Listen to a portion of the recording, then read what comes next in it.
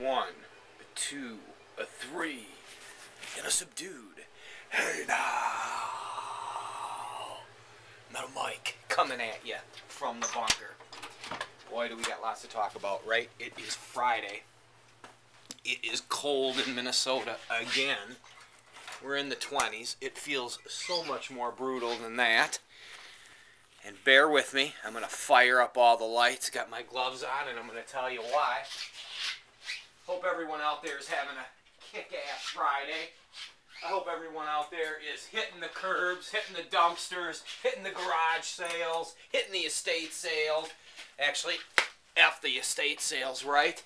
Those are bullshit unless you can get in through the family. That is the route. What is today? I'm on fire here. So let me get rolling. Let me get the shot I want. Let's see if we can't get a decent shot and video for you. Hey now, this is a combo video. We got a little advice for you guys out there, you pickers and junkers. And then I got a piece that I want to barter and trade for. So if you see the German beer stein in the title, hang with me. I usually shoot videos about collecting, but I also like to trade. Hang out towards the end of the video for that. But right now, let's get down to the nitty gritty. What can we do as pickers and junkers to? It's all about the next guy, right? There's a million of us out here doing what we do, all of us hunting for the same treasures. Of course, I've continued to go back. Hey, man, hit the curbs, hit word of mouth, flyers, getting out there, meeting people, asking when you see a senior citizen out in the yard raking, give them your calling card, give them your business flyer, and let's face it, it's the easiest flyer to make. You can go online and do a Google for the ones that the American Pickers guys use. That's all I did. And you say, well, hey, man, that's PID. No, it's not. What does PID mean? It's short for pitiful. No, it's not, because all it basically is just a rundown of crap. Now, you don't even got to use theirs. This is theirs. I believe so. And this is the one that I used. I just attached my name, and basically it just has a rundown of all the bullshit you're looking for. You can add items to this. You can take items off, whatever. Hey now. So, here's the deal, right? About 2-3 years ago when we bought the property here, this is a tip. This is what you guys need to know and you need to do. And this is going to sound ridiculous, but you've got someone that comes to your house all the time that encounters treasures daily. Maybe they don't know it, maybe they do know it. And who is that? I'm going to think, what would be the number one guess? You're going to say, oh, the postmaster. He comes to my house, right? Because we're selling on eBay, etc., blah, blah, blah. We're buying on eBay. Oh, hell no. The garbage man.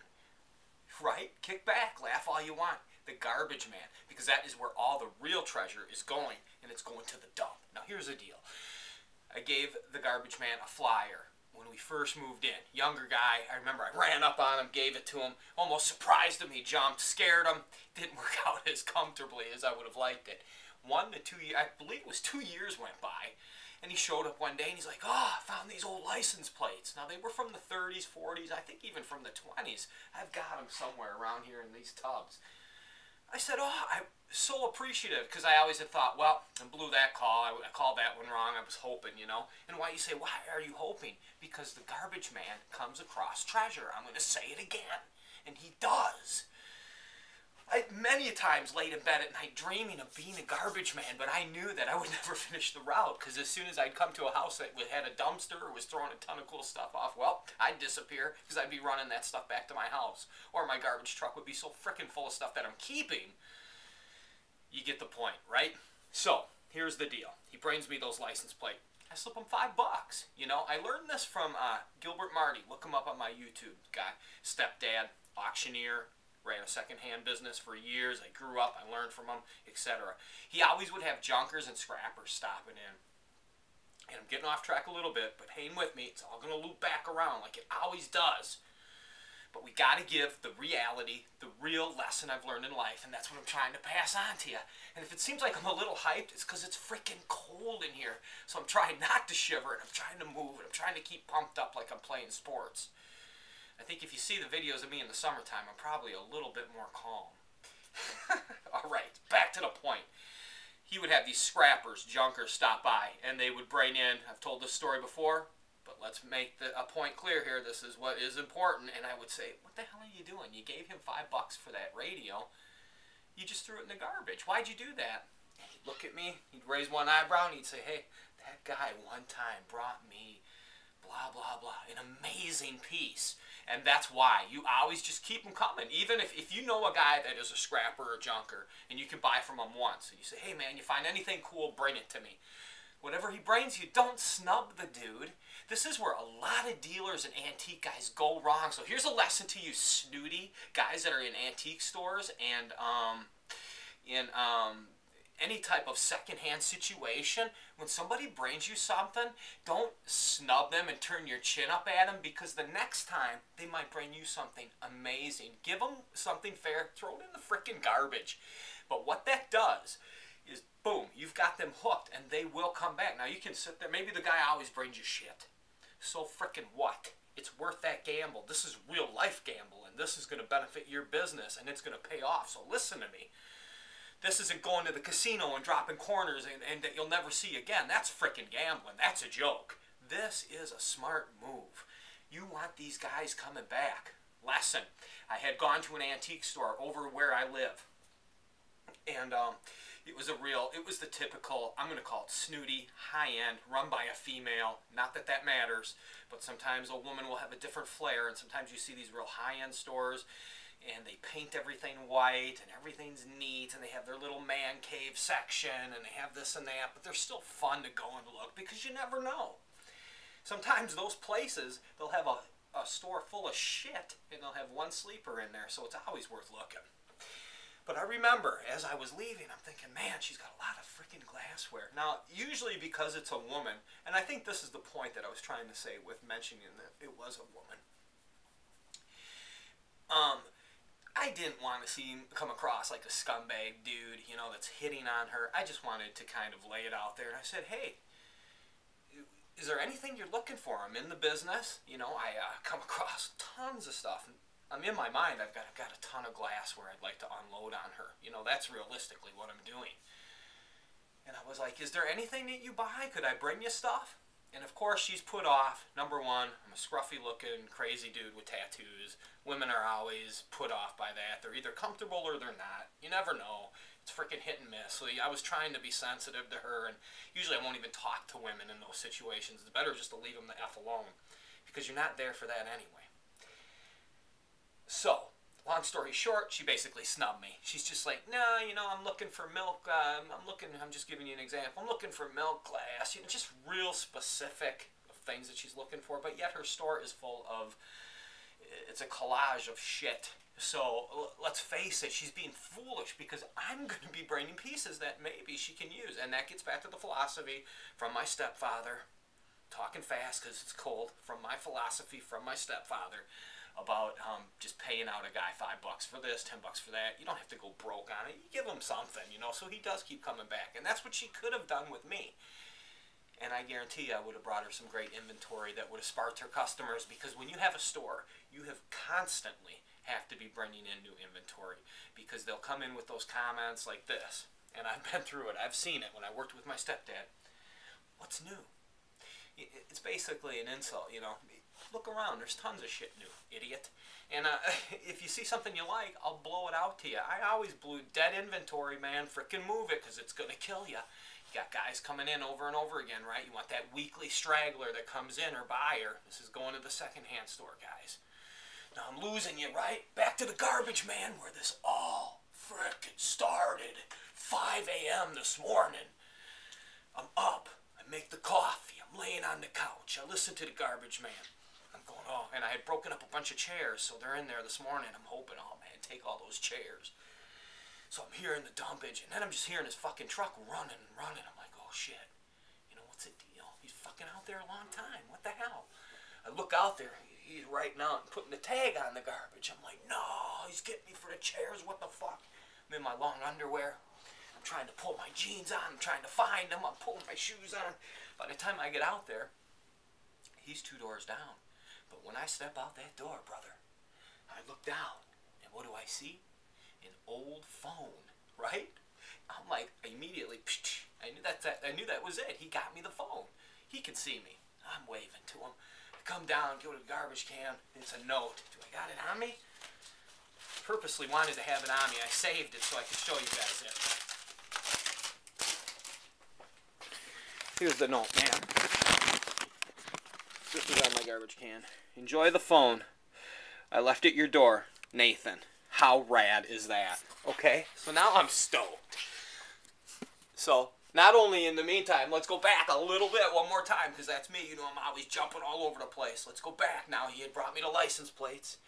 And then probably about a month and a half ago, he was out there and he brought me a horse saddle. Now, I gave him $5 for the license plates. And I didn't have any money on me the day he gave me the saddle, but I had $5. And I said, I'll give you 10. Because I kind of want to just keep it low, because there's going to be a lot of this mediocre shit coming through. But my promise to him has been this. If he ever does bring me something that I frickin' hit the moon on, and if I were to sell it, I'm going to give the guy a brutal, you know, chunk of it. And I tell him that, and that's the reality, man. You got to be cool. Don't be a fucking prick. Hook these guys up. Take care of them if you find a piece.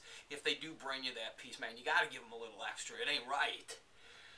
You want that they want that machine oiled. You want them going, oh, hell yeah. And then every time they find a piece, they're going to bring it to you, shit or not. There's going to be a good one. There's going to be a nugget in there eventually.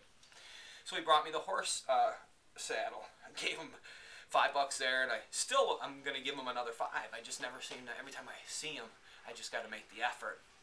So he gives me, I run down there, I fucking pat him on the back, I tell him the whole frickin' thing, you know, keep doing it, dude, I love this. He's stoked, he likes me, I like him, he's a cool dude. Make a relationship with your garbage man. He's your picker. It's absurd, right? But it's reality. It is reality. I said, hey man, I go, I still owe you $5 on that saddle, brother. I'm not going to forget you. And I go, matter of fact, I go, for the phone, I'll give you another 10, so I owe you 15 on the tab right now. So eventually, as soon as I got the 15 on me and I see him that morning, whatever, a lot of you probably say, well, go pay the fucker. I'll pay him, and I've paid him, and I'm going to pay him. So I'm going to run this 15 out to him, give it to him, and he's stoked. He doesn't even want nothing. I'm still going to give him a little bit. Let's look at that phone, right? Let's get down to the nitty-gritty. The guys that are sitting there waiting for the German beer stein, just going, oh, good Lord. I have to watch all this shit. Here, let me forward it past this big mouth. Hey, now, let's go take a look. I got my gloves on because, man, this piece is right off the garbage truck, and there was some, who knows what kind of juices were on it. So I kind of just wanted to give you the raw footage, man.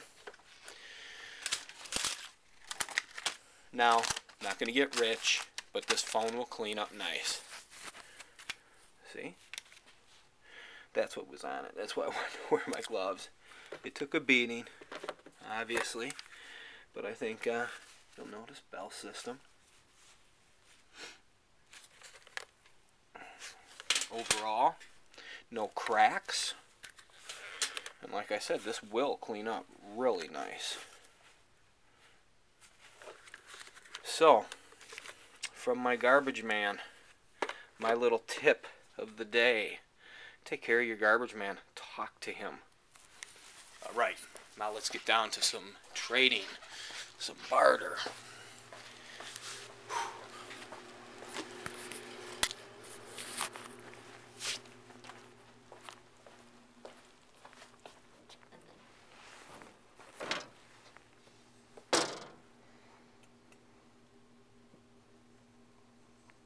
This is an original German World War II unit marked and named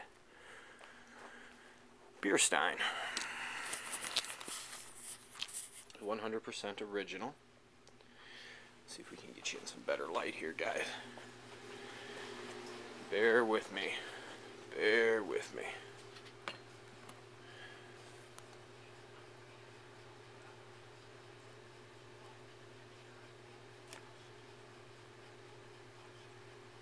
Not going to talk, just going to film it for the moment.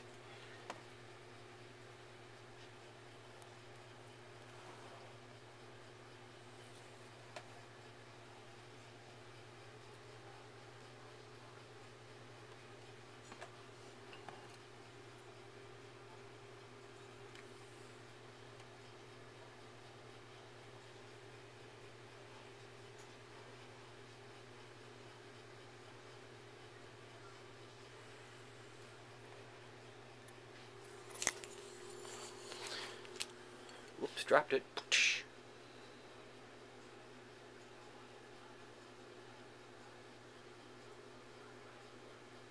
Me and my buddy were talking the other day, and I don't know, I know a couple characters in my time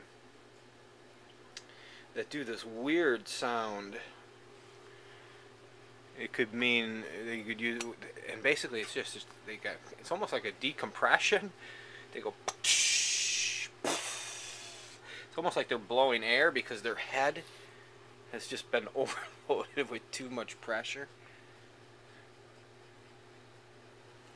Okay, and here's the key for the beer stein collectors. I'm not even going to say nothing because the true collectors know what this will mean.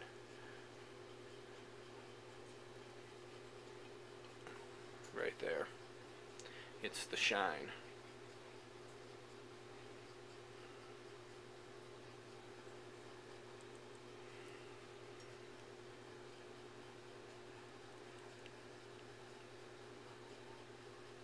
So, what am I looking to trade for it? I'm looking for a real low end SS dagger. Could be rough with heavy spotting on the blade, etc. You know, as long as it's original, I don't mind. Just a rough one. That would be cool, obviously. That's the top of my list that I would trade this for. An original SS relic helmet. Yeah, I know they're hard to come by. Sadly, I've had a few in my time I let slip through my fingers. But yeah, if I could find an original SS relic helmet, or just a nice World War I German helmet.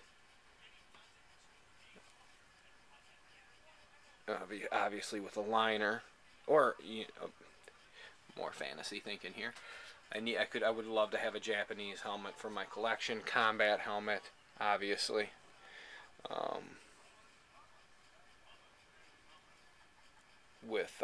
It could be pretty rough relic condition. Let's not call it rough relic, let's call it salty. I'd like a real salty SS dagger, or a very salty SS helmet, or a very salty Japanese combat helmet with a camo cover, liner, not a liner, a canvas cover. I would trade for this. If you're interested in buying it, you probably want a little bit more, but I would rather trade it, to be honest with you. That's what I want to do.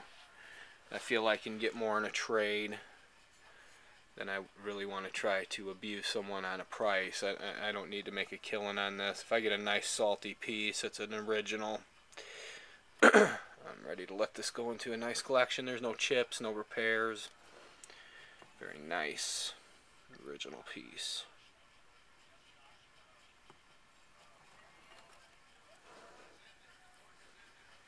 You got a 1, a 2, a 3, and a